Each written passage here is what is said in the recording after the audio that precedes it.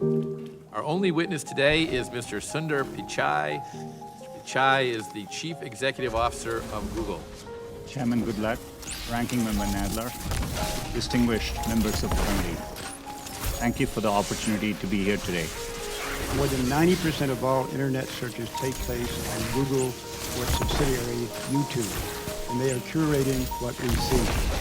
Google has long faced criticism for manipulating search results to censor conservative. Conservative individuals and organizations have had their pro-Trump content tagged as hate speech or had their content reduced in search results.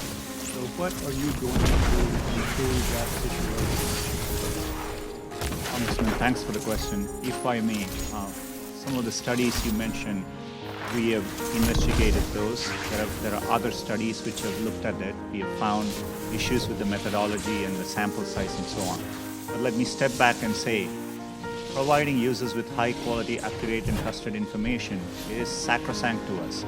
It's what our principles are, and our business interests, our natural long-term incentives are aligned with that. We want to serve users everywhere, and we need to earn their trust in doing so. Ileana Murillo is Google's head of multicultural marketing. Does Ms. Murillo do good work? I'm not directly familiar with her work, but she's an employee of Google, and we are proud of our employees. Your head of multicultural marketing said you were pushing to get out the Latino vote, paying for a ride to the polls for the Latino vote, only in key states, and you're saying that's not accurate. Yes, that's right. We haven't found any evidence to substantiate So any. she just made it up out of thin air the day after the election and wrote this email to your top executives, and it's not true? Congressman, I'm happy to follow up, but I think the employees today do their own activities. You don't want the follow-up, I want the real answers right here in this committee. As I said earlier, we've looked into it. We didn't find Did you push to get out the key vote? And I would say the two most populous states for Latinos would be California and Texas. Did you push to get out the Latino vote and pay for people to go to the polls in California and Texas? We as a company didn't have any effort to push out votes for any particular demographic. That would be against our principles. We participate in the civic process in a non-partisan way, and we think it's really important we do it that way.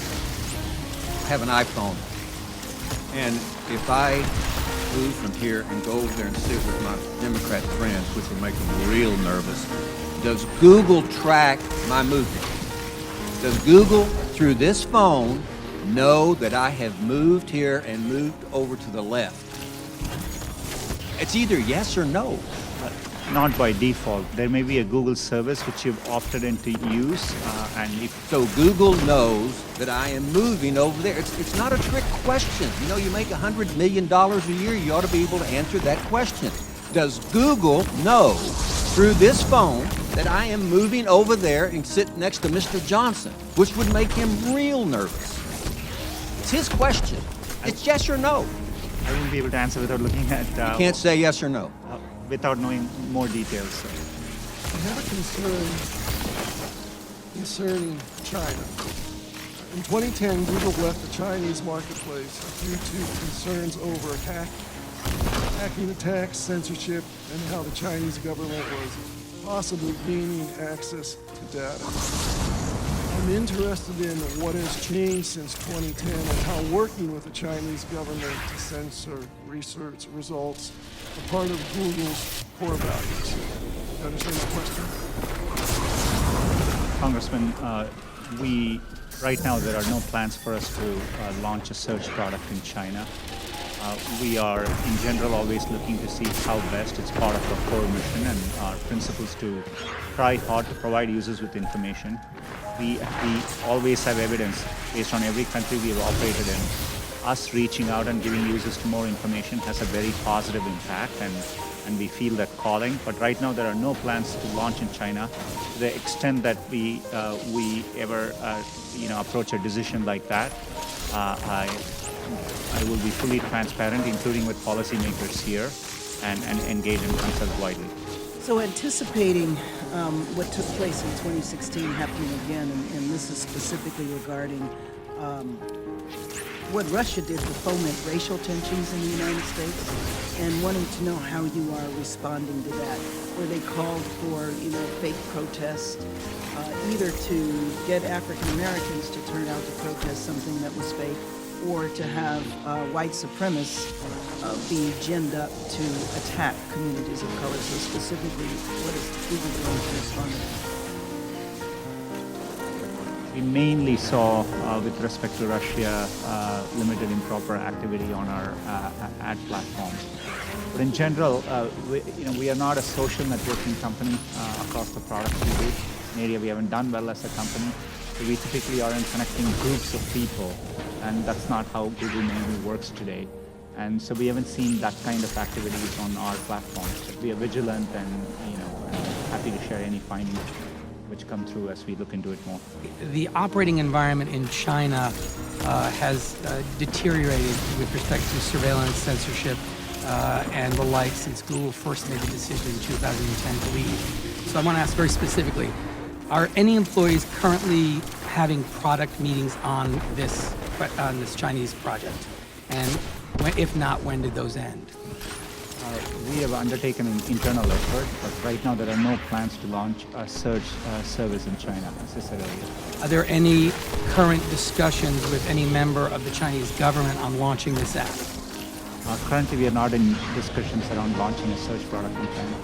Are there any current discussions with members of the Chinese government about this?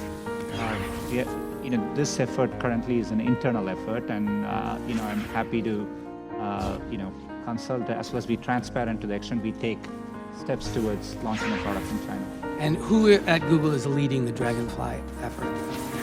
It's our efforts around building search. It's undertaken by our search teams, but these are distributed efforts. It's a limited effort internally currently. Will you, Mr. Pichai, rule out launching a tool for surveillance and censorship in China while you are CEO of Google? Congressman, I commit to engaging.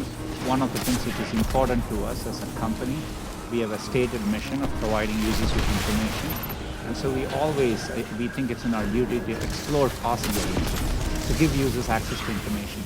And, I have that commitment, but, as I said earlier on this, we'll be very thoughtful and we will engage widely as we make progress. This is now the fourth hearing in a series of ridiculous hearings on a free speech and internet company.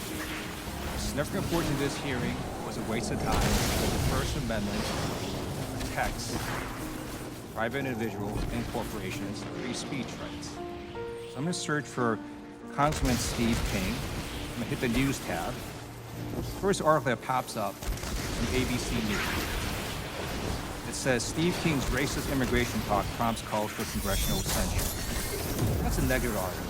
But you don't have a group of people at Google sitting there thinking and trying to modify search results. Every time Steve King comes up, a negative article appears. That's not what's happening, right?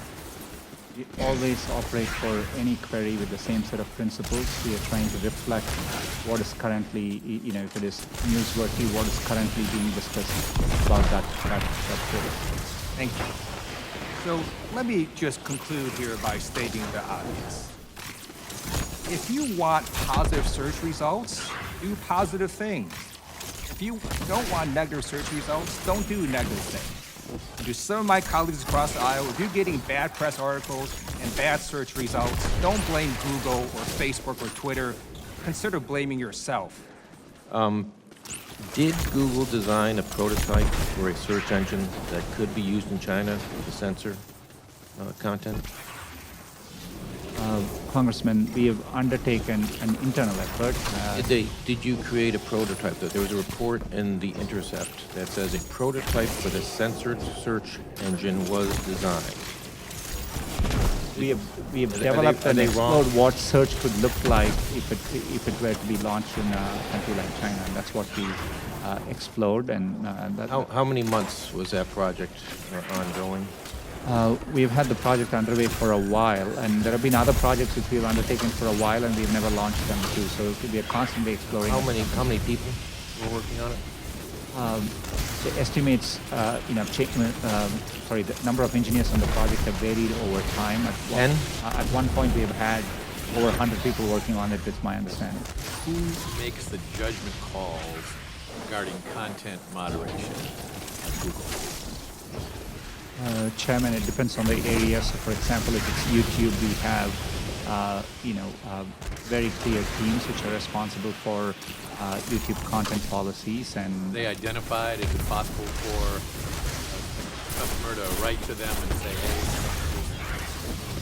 here's a concern I have? we give clear channels for content creators to to raise concerns back, and we have clear avenues, and we also have had people who are responsible for these platforms, including content moderation, appear here, and I think they've consulted widely here too. Thank you. Well, you've gone for about 3.5 hours. About what we predicted, isn't it, yesterday when we talked? So we thank you very much for your participation today. This concludes today's hearing, and without objection, all members will have 5 legislative days to submit written questions for the witness or additional materials for the record. And with that, this hearing is adjourned.